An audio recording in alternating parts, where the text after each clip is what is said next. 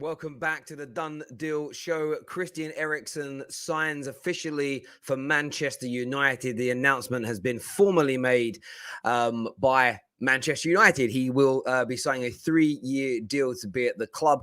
We're going to discuss that. We'll look at the rest of Man United's goings on with Lisandro Martinez.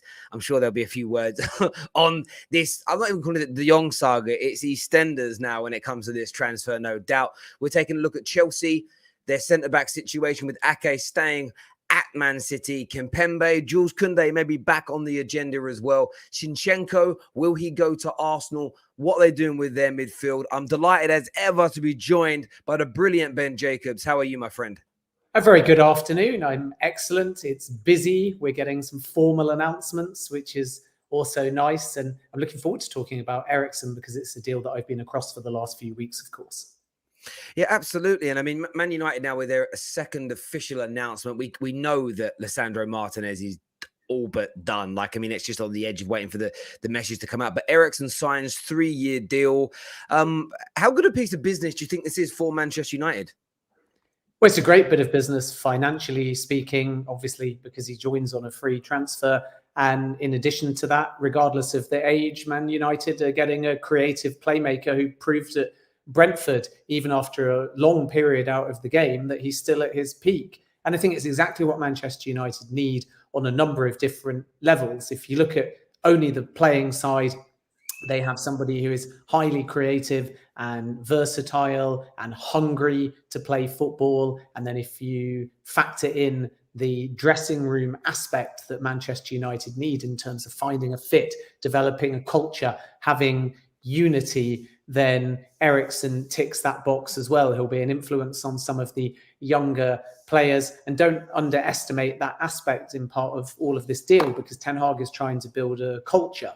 And culture isn't the sexiest of words. Fans want to know, who are we signing? Are they a big player? Usually, do they score goals, or have they got a pedigree if they're not an attack-minded player? And that's about it. And you can scream until you're blue in the face about strategy, culture, fit, those type of words or topics. And nobody normally cares. But the reality is that Eriksen is, I think, going to be a bit of an unsung hero for Manchester United. He'll take the plaudits when he scores and assists, and he's very capable of that on a week-in, week-out level. But I think if you're trying to overhaul the culture at Old Trafford and create unity in the dressing room with positive players on and off the field, those that are going to mentor youngsters, put their arm around them, teach them new things, and develop an ethos, in particular if things don't go according to plan. Because I think Manchester United are fine when they've got momentum on their side. And that's what you get when you have a collective of individual players with big egos and high talents. But as soon as things have gone wrong for players, for example, like Martial or Maguire, you see their confidence dented. And Eriksen's the kind of player that can pick a teammate up. And I think that that is such a valuable quality at the moment to have at Manchester United. And then he's technically proficient. He's creative. He doesn't come with any kind of ego. I do think that there's a way of him playing alongside Bruno as well. He's a reasonably versatile player. And because of what's happened to him, he just really, I think, wants to be there. And the reason why he took so long over this move was not to hold out for Spurs. I've reported many times over a number of weeks that Tottenham never made a formal offer and didn't intend to. And Eriksen got wind of that quite quickly. But he thought about the move long and hard because he had a number of offers. He had a loyalty to Brentford, and still Manchester United within all that were able to win the race. And ultimately, it comes down to the fact that he thinks at Brentford, he was able to be the star player in the team. But at Manchester United, he thinks he can win things. And I genuinely think over the course of the next 3 years, Christian Eriksen might not be the first name people talk about. Christian Eriksen might not be the, quote, best name people talk about. But what I think he will be is integral to this new era under Ten Hag. Yeah, I couldn't agree with you more. I mean, listen, as a United fan, you wait for the salt, you wait for the bitterness.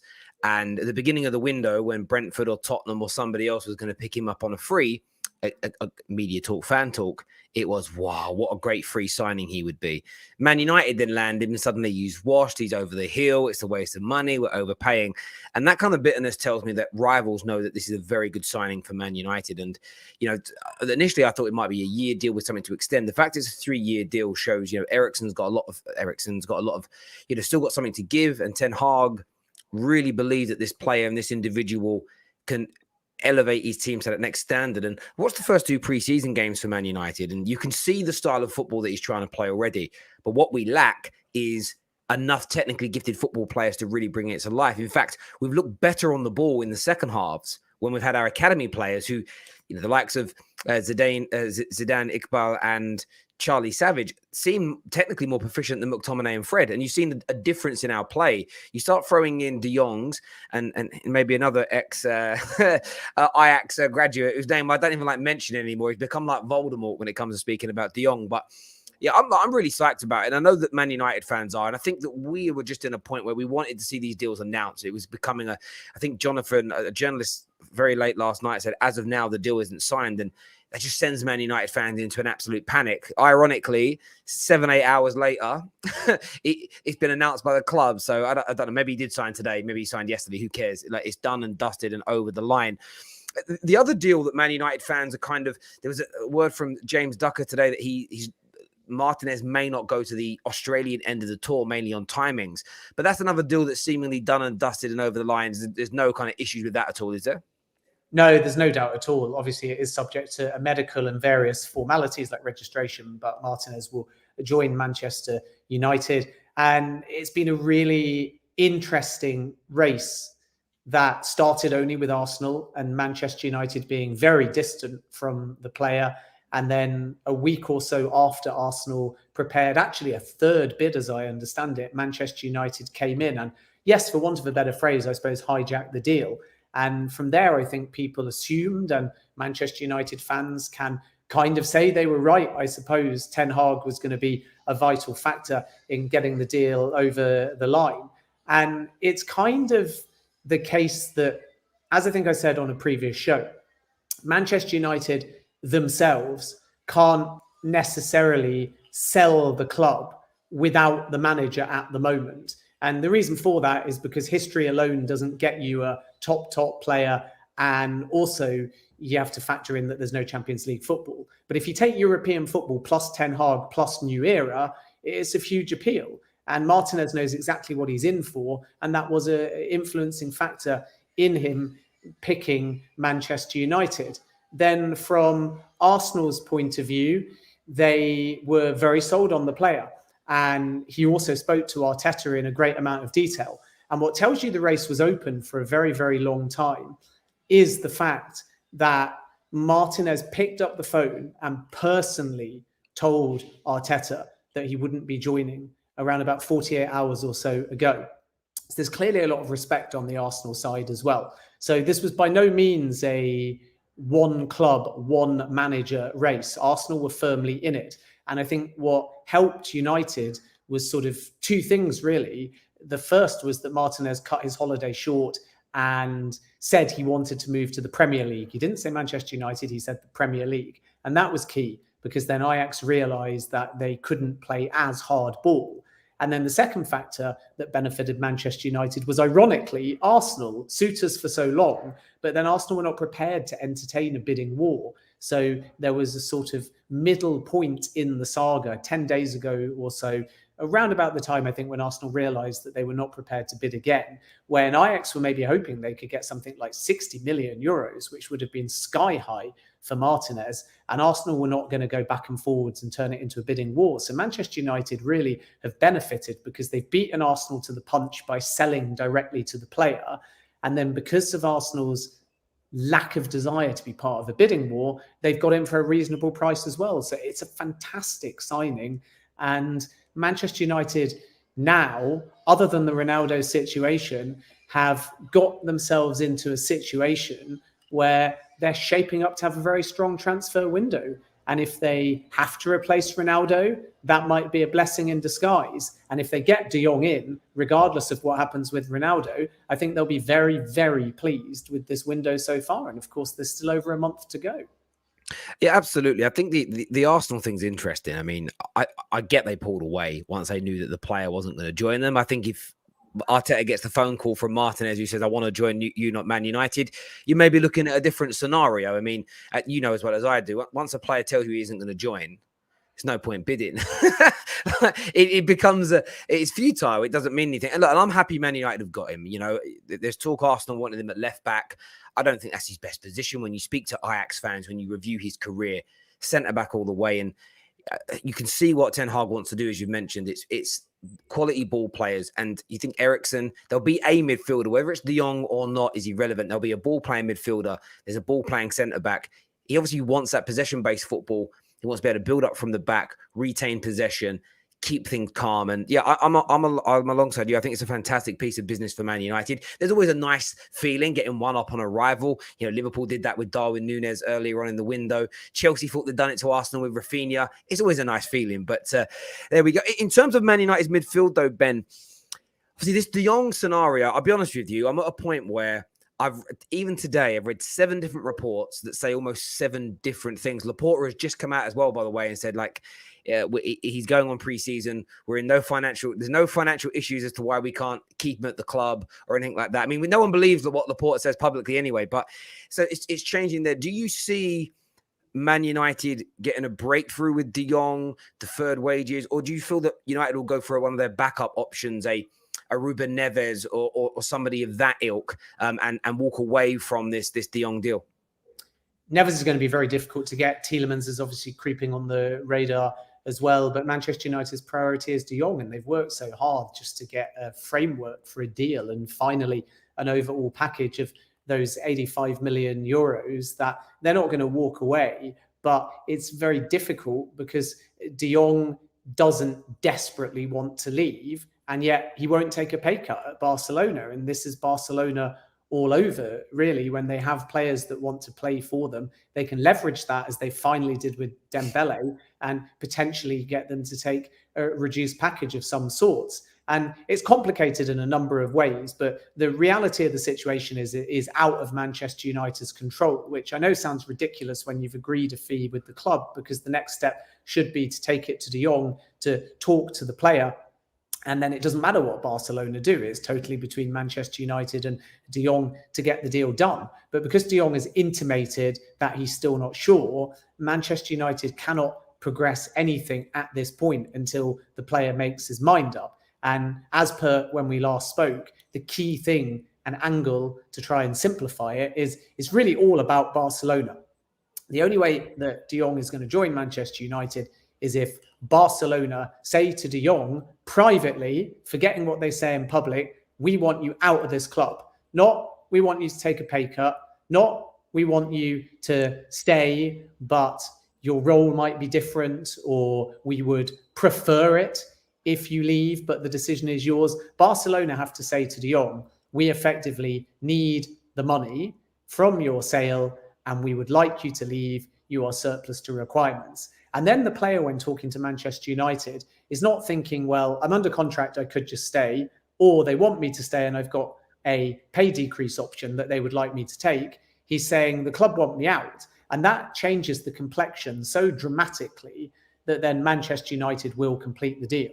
And I think this is why Manchester United are confident, because Barcelona is all about PR publicly. So of course they're saying they want to keep the player. And of course De Jong is liking the idea of staying at his dream club. But no footballer wants to be a part of a team where deep down the club want him out because they can't afford him. So the deferred wages and all of that aspect is very sortable. That's not going to be the reason why this deal doesn't happen. The reason why De Jong may not move to Manchester United is if Barcelona are genuine about keeping him. But the reality of the situation is they're not. And that is why Manchester United remain confident. And although it's kind of 50-50 at the moment, and I know people listening will want journalists to give an opinion, but I've said many times it's irresponsible to leap to a yes or a no in terms of will he join Manchester United before the reality of the narrative takes you there. And that's the transfer window all over. There's twists and turns. Yeah. And right now it's 50-50. And the reason why it's 50-50 is because Barcelona don't know what they're doing. So they could delay De Jong. This is a very likely possibility. They could agree terms with Bernardo Silva at Manchester City. They could then say to De Jong, now you're surplus to requirements. They could use the De Jong funds to bring in Silva. And then De Jong would be like, yikes, well, I better leave because I genuinely am surplus to requirements. And off he goes to Manchester United later in the window. That's only one possibility. And it's a hypothetical, but with strong elements of truth and substance and sources to it. But I think from Manchester United's perspective, they just want to put their foot down. They want to say to De Jong, listen, we don't care whether there's politics, twists and turns, other players. The reality of the situation is we want to know, do you or don't you want to play for us? Tell us your decision by a following deadline. And I think that's their only way of really escalating this now. Otherwise, they've got to be prepared to wait a few weeks and let it drag on during the window. Yeah, listen, I completely agree with what you said a little bit earlier. For me, is the biggest standout point in all of this. I get the irresponsible nature, as in, what's the ramifications of all these different stories? Unless you're the person reporting the stories because you've been told by directly. If you're saying I spoke to Barcelona today and they've told me they will force him to leave if he doesn't take a pay reduction, then it's a case of I'd expect, well, what's the ramifications of that? And what I mean by that is we saw yesterday some Barca outlets say they're not going to take him on tour. Laporta's now saying, oh, the only person that won't be taking him on tour is Xavi. That's his decision, not the club's. The fact that Laporta keeps lying makes you think, well, actually, maybe you've done that. And I think you're right.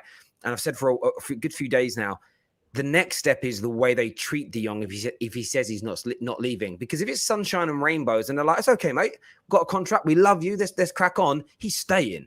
But if they don't let him go on the tour, if he's been banished, he's got to eat with the academy kids in the canteen or something stupid like that, it's a different scenario. And I think for me, that's what I'm waiting to see what happens next. There's reports that his management team now have got like broken down relationship when it comes to when it comes to the hierarchy. There's so many aspects to this deal now that can make it go either way. But I also get why Man United for a time period will keep their foot in the door, because you wouldn't want to walk away today, sign somebody else, and then the player says, right, I don't want to stay here anymore because they're not treating me right. Because then you've just shot yourselves in the foot a little bit too early. So it's an exciting deal, probably for rivals. Man United fans are getting a little bit nervous around it now.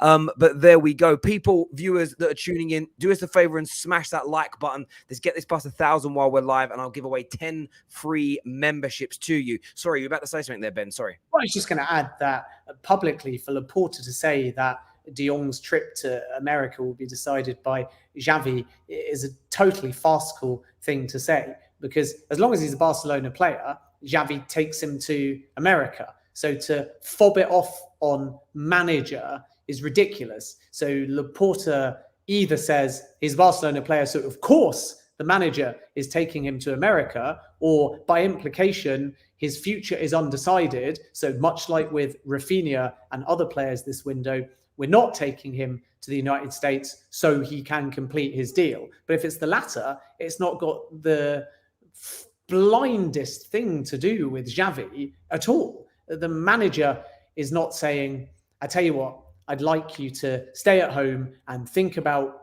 whether or not you're prepared to leave this football club. Xavi is not going to say, I'm aware you've said you want to stay at Barcelona because of your dream club, but I'd also like you to stay at home and think again about your future. So this is classic deferral and PR by Barcelona.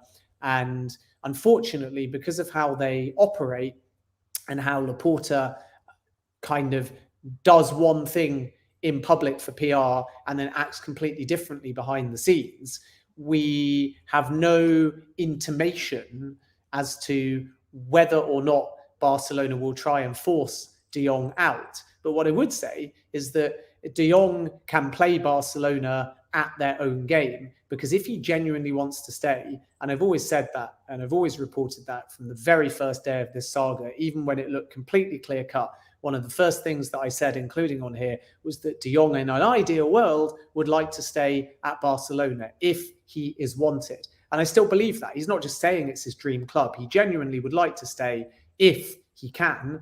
But Barcelona may still have other ideas, despite what Laporta has said in public. But from De Jong's point of view, he can take the public, even if it is just PR, and he can say, well, great, Laporta, you say that I don't want to be sold. I genuinely want to stay. Off we go. Let's just carry on the current contract then. And that's the problem Laporta has in private negotiations, that when he talks to the media and says these pithy, concise, seemingly 100% clarified comments like De Jong will stay, the player's entourage can use that to be more bullish. And at no point will De Jong want to start a kind of politics akin to Dembele within Barcelona, but at no point will he take the pay cut. So he could at this point just say, well, you clearly rate me enough to say in public I'm staying, so I'll just carry on. But if Barcelona respond to that move and say, sorry, actually, it was just PR, really, you need to go, at that point, Manchester United will swoop. So it's really on a balance at the moment. And United will want a resolution very soon. Oh, absolutely. But Super Chat here says, if De Jong saga goes till the deadline day, he will miss out quite a few matches at the start of the season, which might cost us important points. I think it's a fair point to make. However, when it comes to a deal for a player of De Jong's level, him missing 2 or 3 games, but you landing a star of his quality is a better medium long-term option than walking away now and signing a lesser quality player that you're then not stuck with, but then that you might have for those 3 games, but over the course of a season isn't going to give you as much quality as De Jong. So the club's got to weigh that up. And to your point about the Man City, according to Gerard Romero, that we both know is credible, said that Barca have agreed a deal to sign Man City midfielder Bernardo Silva. The move will go through only if Frankie De Jong joins Man United. So, I mean, again, Gerard Romero, he is what he is. He's a credible guy. I mean, if that's true, and they sit down with De Jong and say, we want you gone because we want Bernardo Silva, as you just said, that kind of puts the final nail in the coffin. But we'll wait to see. I'm sure, again, there's more twists and turns in this than a season of The Sopranos. So it's going to be an interesting one indeed. One of the other big stories that's emerged in the last few days connected to Lisandro Martinez is now Arsenal looking to go and sign Zinchenko from Manchester City. Again, talks of it being really advanced. The likes of Charles Watts and a number of other sort of Arsenal-based journalists have said that this looks like it really could happen. Both clubs are working to get this deal done. What's your understanding of the latest there, Ben? Absolutely, very similar that Arsenal are prioritising Zinchenko at the moment above really all other targets, although you do work concurrently within a transfer window. And the reason for that is the versatility, because Zinchenko can play left back, inverted left back, even into midfield as well. And for Ukraine, that's exactly what he does. He's a midfielder. And Arsenal need cover in all of those areas. So this is a move that makes a whole ton of sense. And it's a little bit different to Nathan Ake and Chelsea's failed pursuit, because Manchester City were not necessarily 100% on selling, except for the right price. Whereas with Zinchenko, there's a real feeling that they're a bit more open to the sale, and a negotiation will be needed. Again, a bit like with Gabriel Jesus over the fee, which could be something in the region of 30, 35 million. Manchester City might even try for a little bit more with add-ons as well. But Zinchenko ticks a lot of boxes for Arsenal. And the other thing is that the player is sold on the move. He knows Arteta. He's worked with him before from their time at Manchester City, and he knows exactly what he's getting by joining that football club. He's been a superb servant, by the way, for Manchester City, with a ton of success there. But this is a very, very real possibility, and one that is intensifying. The clubs are already in contact, and Arsenal are relatively confident at this stage. I think they feel that they're the front runners. I think they feel that Manchester City will be open to a sale, and it just allows Arsenal that ability to get really a 2-for-1.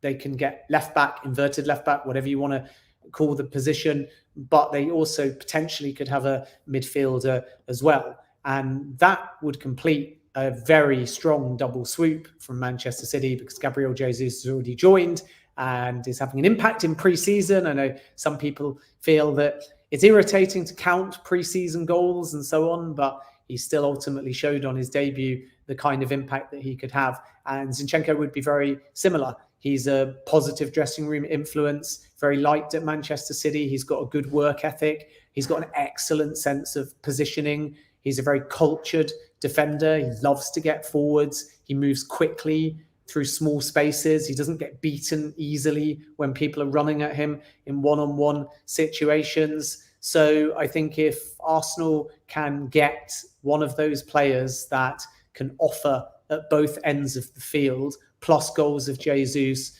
plus, of course, Vieira, then they'll feel that their window has developed a spine. And then Marquinhos is young, but another good signing as well. So it will already, if Zinchenko comes off, and I think there is a strong chance, be a good window for Arsenal.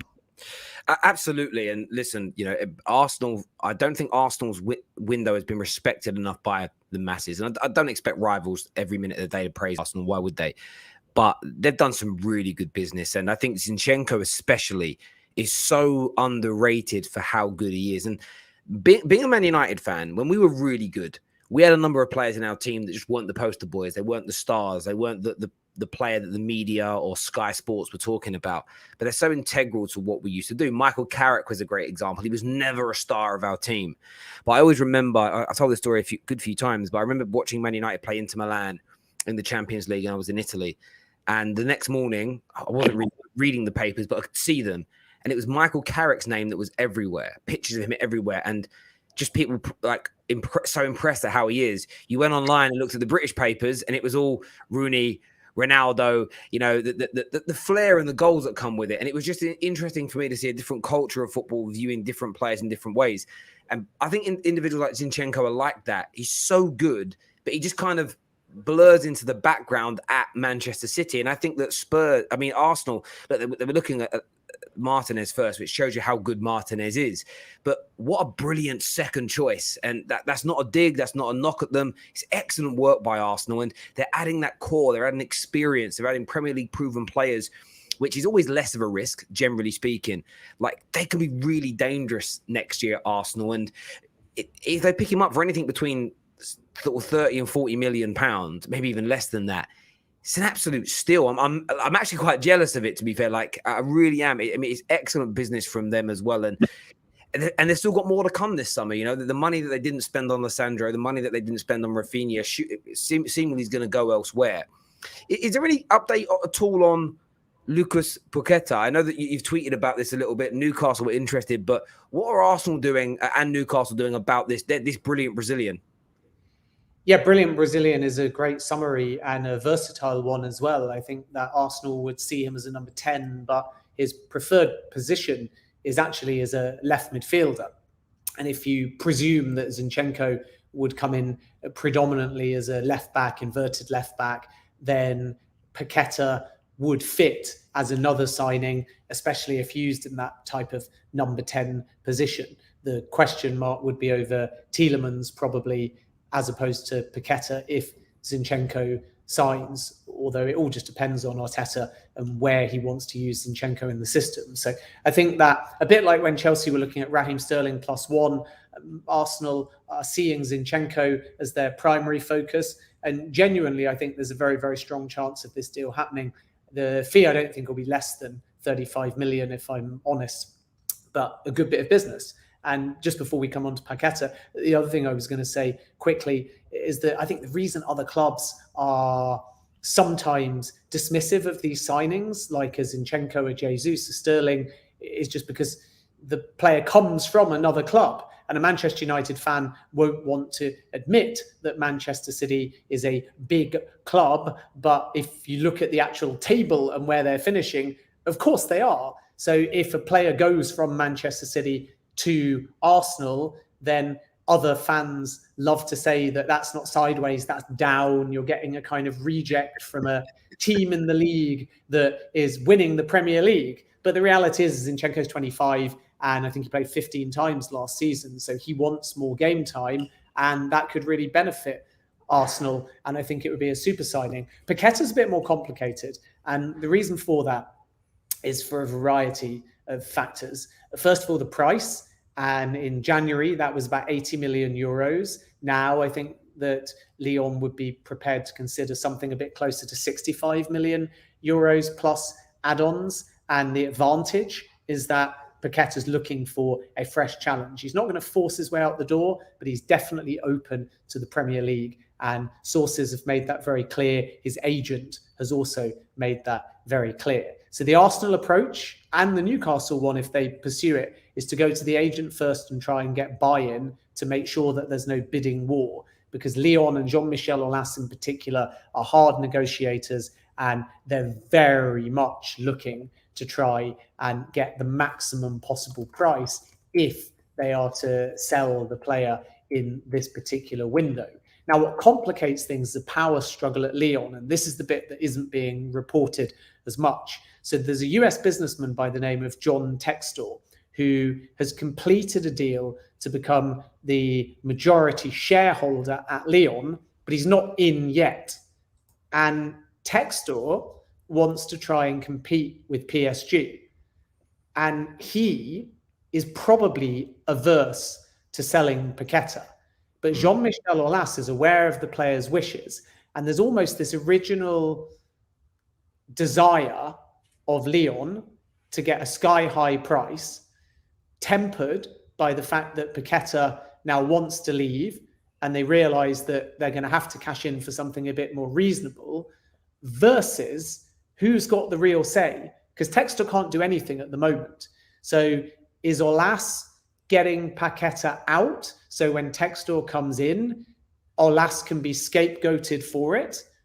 Or is Aulas making a move at the moment to sell a star player ahead of Textor coming in? Or is he working on behalf of Textor unofficially? And all of that's unclear at the moment. But what I would say is if Textor is serious about competing with PSG, one would presume he wants to keep on to Paqueta. And that is a challenge in this deal as well. So the Arsenal tactic is going to be to see whether Paqueta is interested in them, to weigh up the price against other options. I would call at this point Paqueta one of 3 or 4, whereas I would call Zinchenko, as I've already said, more like a priority.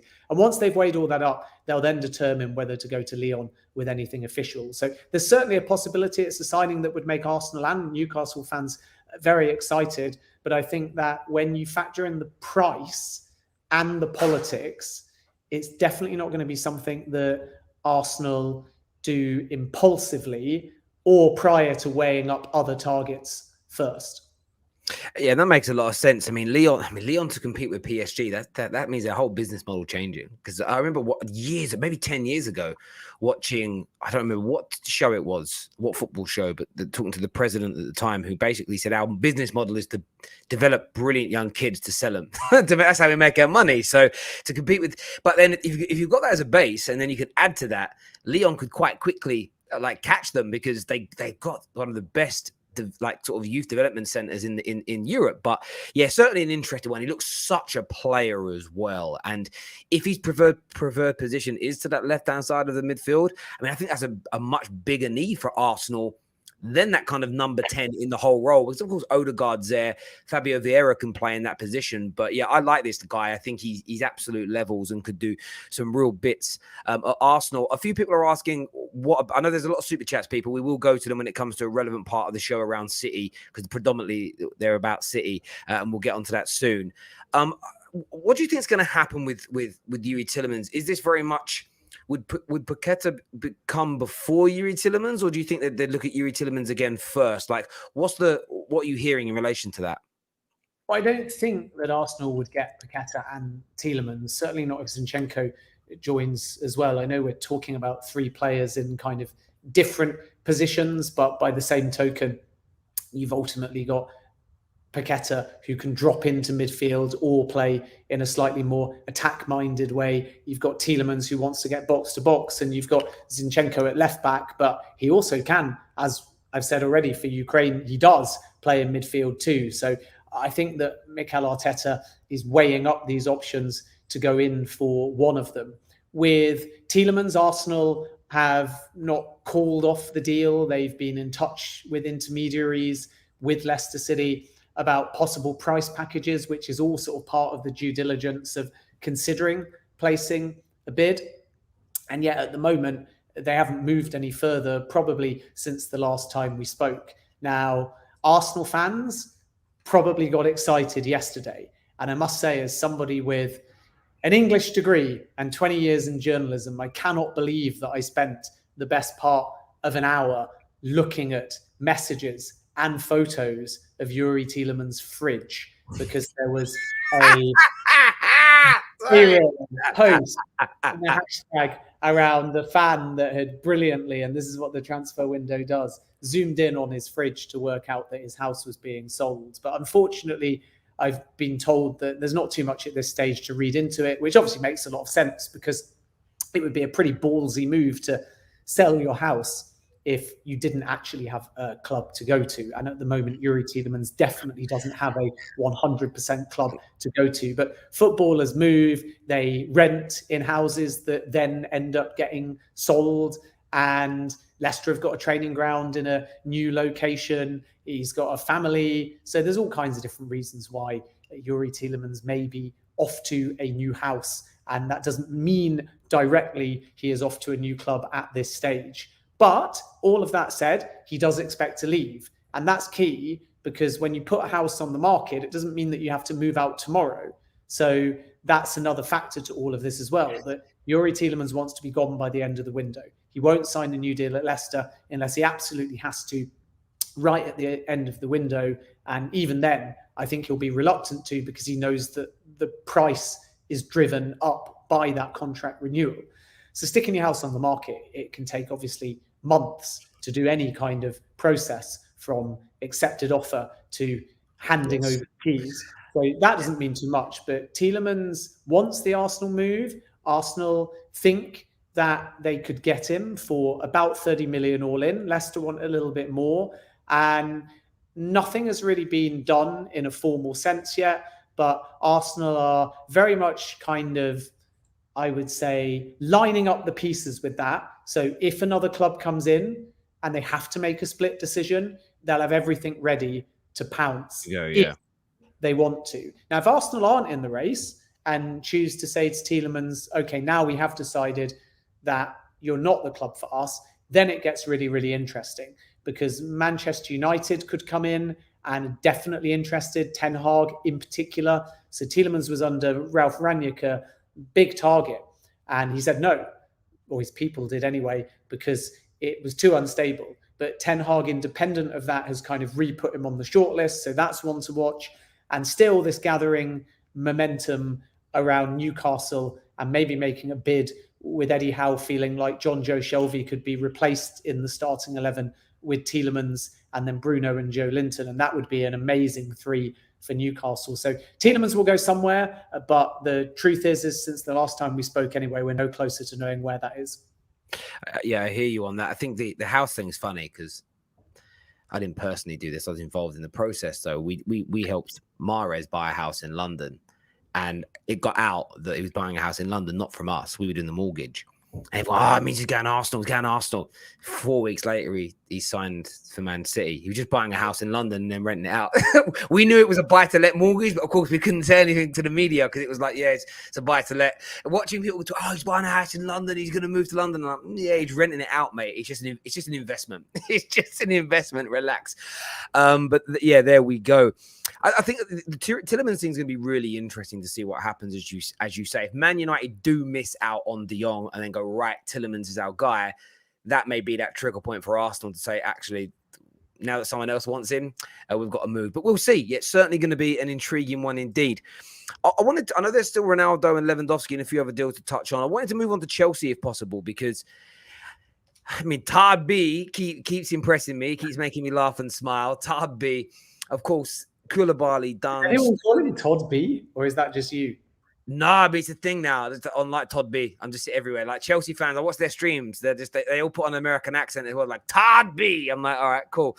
My American accent is terrible, by the way. But yeah, so they Todd Bowley, of course, Koulibaly landed, Sterling landed, and then in the space of like a day and a half, Kimpembe links. People thought Ake was going to happen. Ake's now off. Kimpembe still being looked at, and the big reports now that Jules Kounde back on, according to the likes of Nazir Kinsella and a few others. What's the latest with Chelsea, Kimpembe, Ake, and maybe even Jules Kounde? Yeah, I don't understand why people are suddenly saying it's back on, because it's never been off. And I've been pretty consistent in my reporting of that. Yeah.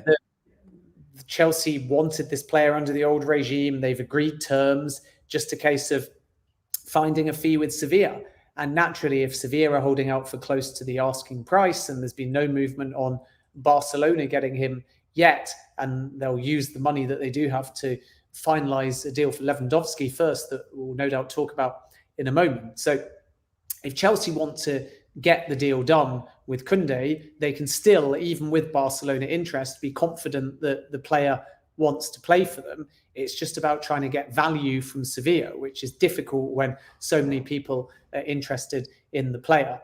But I think when people assume it's off or somehow another target jumped above him, they have to remember that, particularly those that aren't Chelsea fans, because Chelsea fans know this, Chelsea need 3 defenders. They might even need 3 centre-backs, 2 out-and-out centre-backs and 1 that's a bit more versatile. So when you hear 5, 6 targets, that's still only 2 names on the shortlist per position that Chelsea are going to fill. So it's not a case of, Ake, or is it Kimpembe, or is it Kounde, or is it Koulibaly, who obviously now has signed and is on his way to LA? It's a case of, it might be 3 of those 4. And that's the need that Chelsea have in defence. And that's why there's so many names, because each position within defence has got a short list of 3 or 4 or 5, and Chelsea have to make the maths work as well. So with Kounde, Chelsea still don't want to pay the full release clause, but Sevilla have been holding out for that since pretty much day one. And I think in the very first show I did for you, I said that, and I got largely derided, saying it will be 15 million less. And as is now proven to be the case, it really hasn't been 15 million less. But Chelsea have been over to Seville, and in, I think, the last week in June, had more talks, which again tells you that this has not ever been dead in the water. Yeah. And it just remains to be seen now whether Chelsea might, under the threat of a Barcelona with money, try and do what they did with Rafinha and put a big offer down close to the release fee and just see what happens, or whether they'll find more cost-effective targets. Because Koulibaly's in and they've got 1, they can now kind of do the maths around that deal. And he wasn't overly expensive. He was very expensive for a 31-year-old, but not overly expensive in the context of your 250 million divided by the 6 or 7 signings that you need. So Kounde, very realistic chance of still getting done. Kimpembe is the priority at the moment above Kounde, though. And that's not to say that both couldn't join, but Kimpembe is the one they really want. And the short version of it is that PSG are willing to sell. Juventus are also looking at him, but it's really all about convincing the player. And 48 hours ago or so, Thomas Tuchel had a conversation directly with Kimpembe that lasted almost 10 minutes. And Chelsea have been using players that know him within the squad to make contact. Well, I say Chelsea have been using, that sounds a little bit controlled. Players within the squad, hearing of the links, have been independently messaging him to try and sell the culture of the football club. But he loves it in Paris. So that's the real point of convincing him about, do you want to move to Chelsea? And I don't think that Juventus are as ahead as Chelsea. I think that Chelsea will feel if he goes anywhere, it will be to Chelsea, because Tuchel and those players have really sold the club. But the advantage a club like Juventus has got is that they can say to him, well, okay, forget the football for a moment. What do you like about Paris? And he'll probably say the climate and the food and the lifestyle and so on. And Juventus may say, well, okay, this is what it's going to be like living in Turin. This is what our climate's like. This is what our food's like, which is probably better than cold, wet London, to be perfectly honest with you. But I think the reason why Chelsea is of good appeal is that you can get back to Paris so easily. And given how much he loves that city, that's a big, big factor. that it's pretty easy to get back and forth between the two if or when he needs to. So Chelsea are confident, but it's by no means a done deal on that front. And then with Ake, the deal really got very close. And the stumbling block was down to the fact that Pep Guardiola basically wants to have 4 centre-backs. And Ake, whether playing or not, is pretty happy being a player at Manchester City. And he's also really well liked, by the way, in the dressing room as well. So there's a number of players that are buzzing to see him stay. So it was always a case with Ake of being loosely open to a sale, but for somewhere close to 50 million. And Chelsea's take was, you paid 41, we'll start with 41, we'll bring it up to 45 or so with add-ons. Let's see where we go. And there was a point in negotiations where I think Manchester City were quite open to that, especially knowing that Ake had agreed personal terms with Chelsea. But then with them being willing to sell Zinchenko and then Sterling leaving, they obviously don't need the income. I mean, City never really need the income, but every club in a window is still looking to balance. So they're not just always spending, whether they're billionaires or whether they need those outgoings. And City are the same.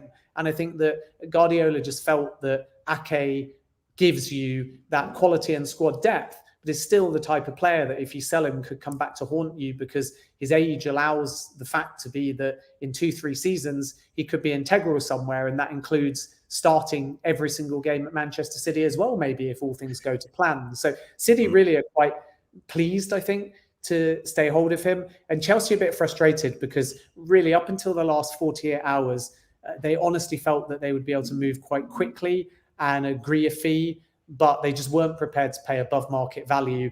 And eventually City and Chelsea, to their credit, were very open and honest in negotiations. So it wasn't acrimonious walking away or getting frustrated or giving up. Chelsea didn't feel that Manchester City were disingenuous or said they were going to do one thing and did another. They were always kind of on the same page, but City kind of implied there may be some leeway to knock it down a little bit, or at least make the bid more add-on heavy. And then after further consideration and the player being back in pre-season, both clubs said, listen, we want to resolve this. We don't want it to drag on.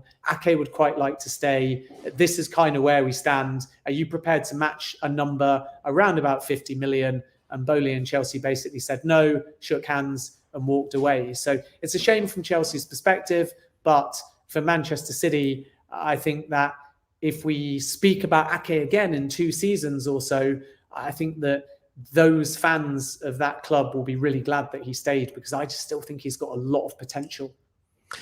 I think Chelsea fans, again, they weren't too sold on Ake coming in, but the fact, as you say, that City were only prepared to sell him with a big profit, that shows how much they rate him as an example. So it'd be intriguing to see how that goes, but Chelsea certainly moving heavy. I mean, I did see an Arsenal fan, I know people try and banter, but he was saying how the way Chelsea are trying to buy so many defenders, it's Everton-esque, too many players at once. And I was sitting there thinking, they have to.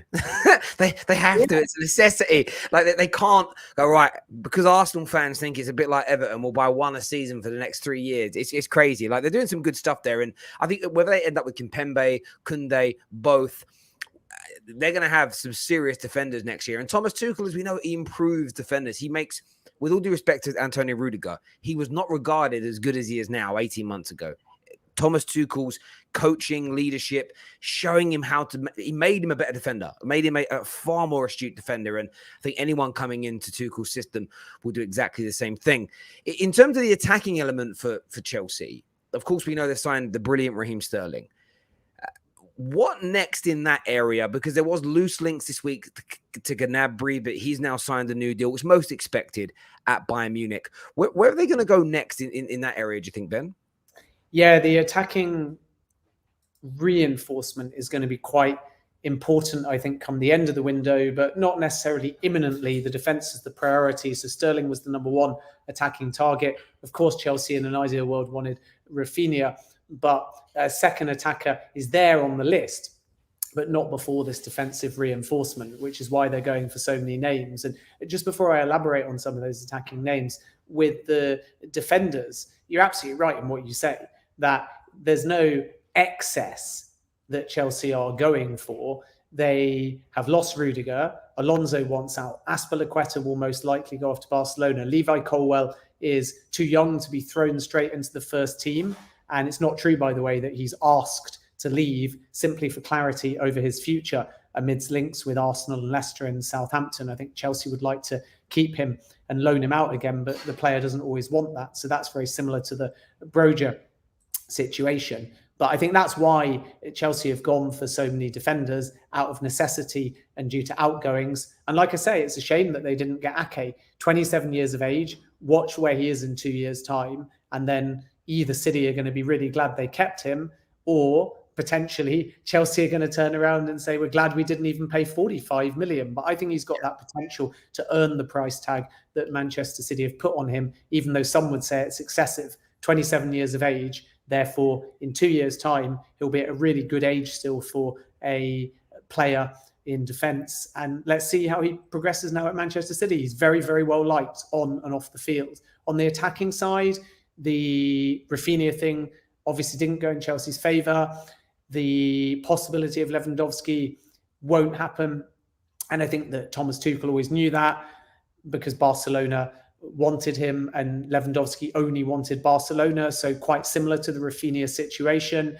And I think the clubs now will agree a fee very quickly, Barcelona and Bayern Munich, for Lewandowski, as I understand it, talking to sources. Ronaldo was always highly unlikely to happen. And I've said that many times, and I've got hammered for it many times. But I think that there's clarity now from a variety of other sources. If you don't want to believe me and my reporting, that won't happen. And I've pretty consistently for CBS reported that since the story broke that Todd Boehly had met Jorge Mendes and was intrigued by the possibility of Ronaldo.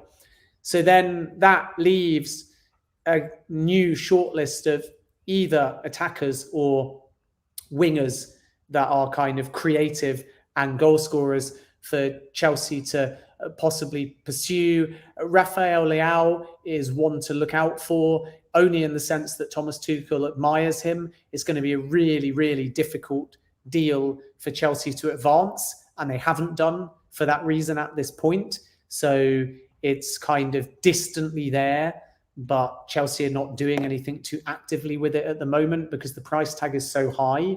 And I think also that Milan are very hopeful that he'll just renew. The terms that they offered to Leao were not good enough, but I think they're going to come back with another offer and try and keep him at the club. So that is a name that Chelsea could also struggle to get.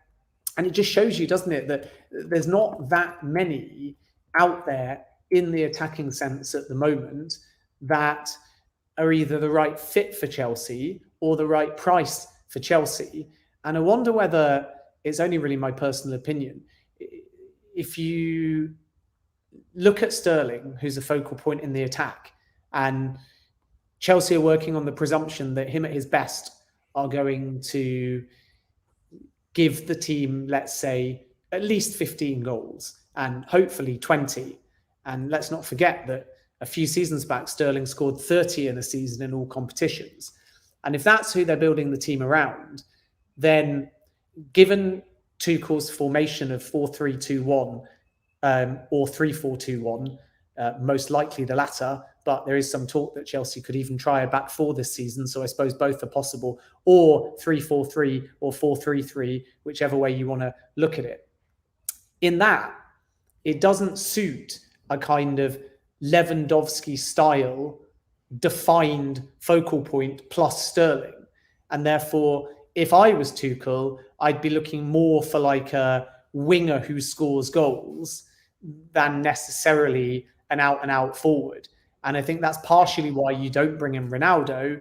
But even if Lewandowski was available, I think it's harder to fit Lewandowski and Sterling into a system that Sterling wants. I'm not saying you can't, because Sterling's obviously versatile. He can play false nine, he can play number 10, he can play left-sided forward, he can play in a 3-4-3. So there's no problem with putting Sterling somewhere. But the problem is you've signed Sterling because you've told him he's going to play where he wants to play.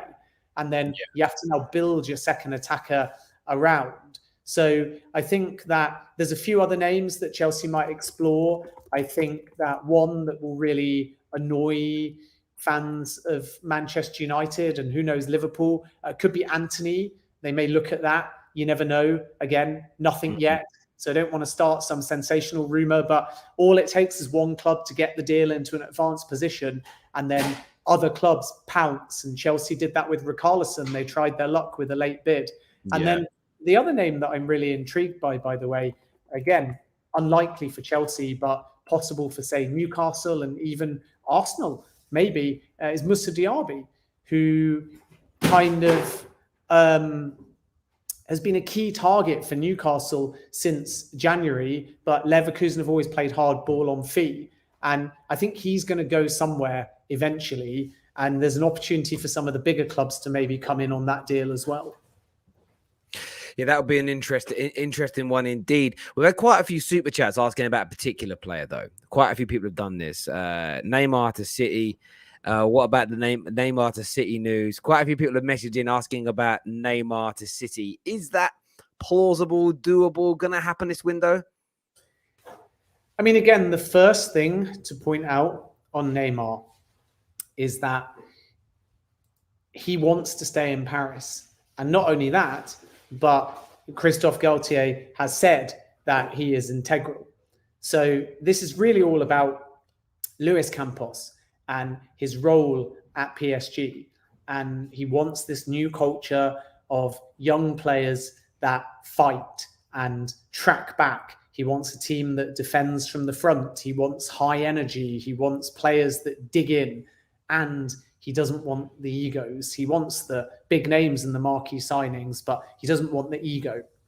And obviously ego can be a good thing as well as a bad thing, but that's why Cristiano Ronaldo won't end up at PSG. Not specifically because Ronaldo has an ego, that's unfair on Ronaldo, more because the combination of Ronaldo plus who is there would create a series of egos that would be untenable. So I've seen these rumors of Manchester City meeting with Neymar's representatives and somehow that sparking everybody into thinking that a deal might happen. Manchester City can obviously afford Neymar. I'm not so sure, to be honest. It's certainly not what I've heard at this point. Either that it would fit Pep Guardiola's thinking at this time, or that Neymar would be up for it, providing that Gaultier is genuine in his desire to keep him. So unless Luis Campos makes a move to force Neymar out, this window anyway, I still expect Neymar to stay at PSG. And that, as I say, is because the manager and the player have a developing new relationship with both willing to try and make it work. So the only way, therefore, that Neymar will leave PSG is if Campos himself puts his foot down and says, well, actually, it's great that you're getting on. It's great that you're fighting, but I just want you out of this football club. And at that point, he would then be offered to clubs. And that's where it gets interesting. And Neymar's quite rightly lined up options, not in the sense of asked for a transfer or tried to force his way out, but lined up options in the sense that he has asked his representatives to look at different possibilities in terms of what might come next because of his age and because of instability. And that instability might not come this window, but it is going to probably come within the next year or so. And that's why it's important that he finds out what's viable now, because there'll need to be an understanding of who's in the market for him. Like, I don't think he wants to necessarily go directly back to Brazil because it's very hard to cash in that way. So unless he's given a loan back to Brazil, he'll probably want one more big move first. And the representatives of Neymar have, therefore, been asking about interest and have been pitching their client to see who in the market might viably take him. But beyond that, I think there still remains an anticipation that in the short term, Neymar will stay at PSG. Thank you. So I'm being lambasted at the door of my office by my kids screaming for me. Yeah, I hear you on that. A few people have asked, United looking at a left back. That couples up with Dexter here. Is there any update on Jonathan Klaus to Chelsea? I did read rumours that United might be looking at him as well. Is that still a deal Chelsea are exploring? Yeah, Chelsea made contact with Jonathan Klaus and didn't take it forwards after that point, but he's available for a bargain. And that may be as low as 7 or 8 million, but certainly under 10 million. And obviously the thing about Jonathan Klaus is that there won't in all likelihood be any movement at Chelsea's end until the future of Cesar Azpilicueta is resolved. So we may see more movement on that over the coming week or so, because it looks like Azpilicueta will get his move to Barcelona, but Chelsea are all about bringing in these centre-backs first, or potentially, who knows, a centre-back that can also play as a full-back. And if they don't succeed in the three names that they're looking for, then Klaus is a kind of budget option that is more of a defined right-back, and it would kind of put them in a position without overly spending where they can add a little bit of depth to the squad. Manchester United are also in the race, that's true. And Atletico Madrid have made inquiries too. I think that it's unlikely that Marseille will get his signature now. That was not the case about a week ago, but I think Klaus is well aware of this volume of interest now from different leagues, and Marseille is not his preference. So he's going to bide his time first to see what he can do and who is like genuine for him. The other thing about Klaus is that not only can he play right back, but he can push a bit further forwards, potentially as a winger too, which was certainly the appeal that Marseille saw in him. That versatility, it just gave that added bit of kind of selling point, especially considering the price that he was available for. But I don't actually see Chelsea moving particularly fast for Klaus at this stage. I think they're going to wait and see and bide their time and revisit that one after they've focused on the other defensive priorities first.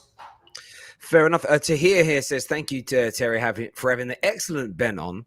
Are there not employment laws to protect De Jong and get him his money? I mean, they're not going to take his money away. They're asking him to not ask for it. So they're not breaking the law here, Barcelona. He's got a contract. They have to pay it. They're just simply saying, please, can you not ask for it? Which in reality, there's no law. It's like, please don't ask for this. I did read today, it's 18 million this year. And his salary goes up to, because of the deferred amounts, next season it's like 35 million euros a year. It's gargantuan. Listen, there's a part of me, I'd love De Jong at my club, but there's a part of me that just wants to see this play out of him staying there. Like, I can imagine in 18 months he's not even a footballer anymore. He's just playing golf in Barcelona. That's all he's doing, earning all this money. It'd be hilarious. Hark here says, is there any news on Pepe or even Saliba's contract situations? Yeah, the ladder's really interesting because he thought that he was going to be able to join Marseille and he loved it there and did really well. And then that deal didn't come off and there was a managerial change, of course, at Marseille. And then suddenly he's back in the fold. And Arteta rates him, but by the same token, he needs to be given, before he signs, some kind of defined role and guarantees. Otherwise, even at 21 years of age, he's perhaps not as sold. And I think that what's really intriguing about this whole situation from Saliba's perspective is actually Gabriel at Arsenal. Because I think Gabriel is a fantastic player with a brilliant centre-back partnership with Ben White. And yet, Juventus are creeping onto the radar. And if I was an Arsenal fan, I'd be saying, Gabriel is a future Arsenal captain. There's no way I think the club should entertain a sale. But if they do, and it would need Delete to probably go somewhere, and Juventus, knowing that they couldn't get Koulibaly, looking at other targets, Gabriel is one of them. There's definitely substance, by the way, to that. And if Arsenal considered a sale, then they've got a centre-back spot. And Saliba's probably thinking, I'm 21, is that me? Is my game time up? Or are you going to go ahead and buy another centre-back? And then where does that leave me again in the pecking order? So it's all very well Arsenal saying to Saliba, we want to give you a new deal. And I genuinely think that Arteta feels that he is the right long-term player for the football club in that centre-back position. But I think Saliba's just a little bit impatient and without clarity might not as readily sign a deal as Arsenal think at this current stage. So that's one to watch. And also, Marseille, still haven't entirely given up on trying to re-sign him. That's interesting that you say that. I mean, again, the Gabriel leaving thing, Arsenal fans shot me down for even retweeting something the other day. I said, listen, I'm not saying Arsenal want to sell him. I'm just saying it's from a credible source that Juve want to buy him. So that's an intriguing one. And Saliba needs to be played regularly this year, I think, for him to want to stay. And the last thing he wants to, again, not the last thing he wants to do, I'm putting words in his mouth. If he signs a new long-term contract that makes it harder to get harder to move on, and then he doesn't get played at the regularity he wants, that can create problems for him. So I totally get that, and that'll be a real interesting one to see how that plays out. Sully here says, point of correction, my guy. City are a good club, not a big club yet.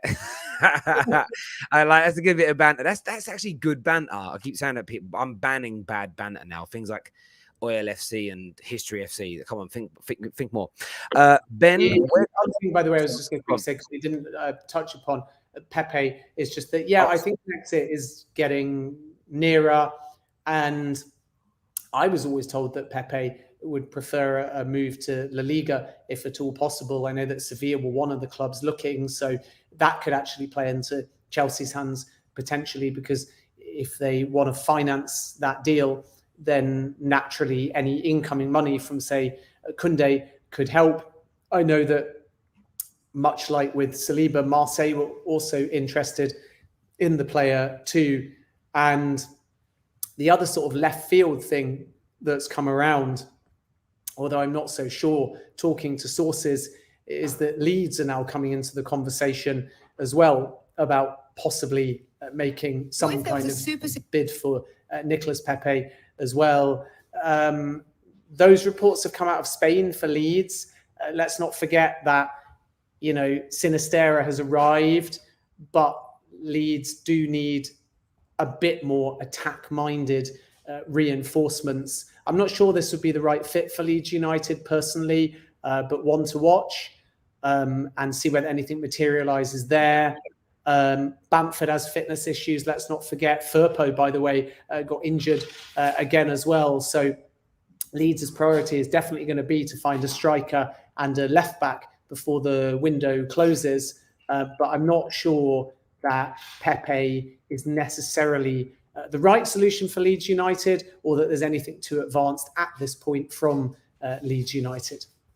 Thank you, Craig. Thank you for becoming a legend and super fan member. I really appreciate that. A quick question here for you. Where do you think Ronaldo will end up? I think he'll end up, if I'm honest with you, very, very depressed in a Manchester United dressing room. Depressed.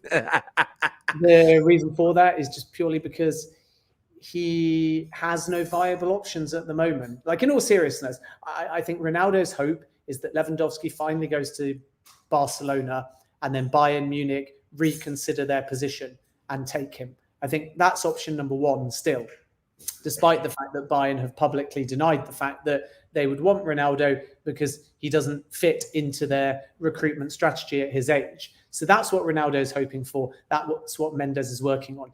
Chelsea, I don't think, was ever a realistic possibility because Thomas Tuchel was not sold on the deal.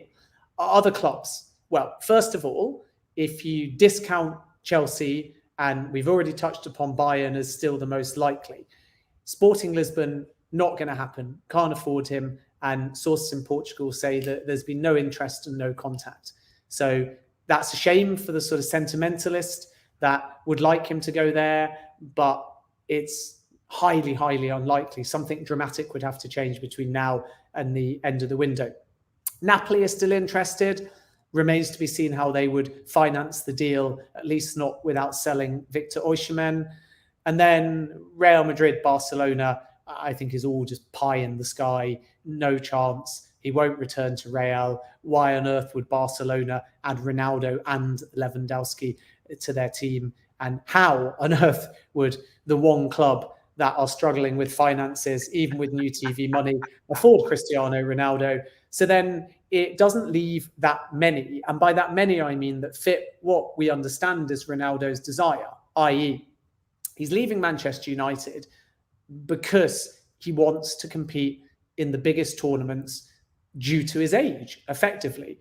So that's Champions League. So Roma and Mourinho, which sounds viable on paper, doesn't have Champions League football. So why are you going to leave Old Trafford, a club he also likes, by the way, to move to Roma, where you're also playing Europa League football? It makes zero sense if Ronaldo's word is to be believed, and sources indicate that it's all about Champions League football. So I think at this stage, the reality is that, one, right now, at the time of recording, Ronaldo's only choice is to stay at Manchester United. Between now and the end of the window, do I think that he's going to have some viable offers? Yes. But do I think any of them are going to be better than Manchester United? I would say very few, which comes back to my original point that buy-in works. You can understand why he would ramp up efforts to get out the door for a club like that, but very little other suitors do. And that's why I think that he'll stay at Manchester United.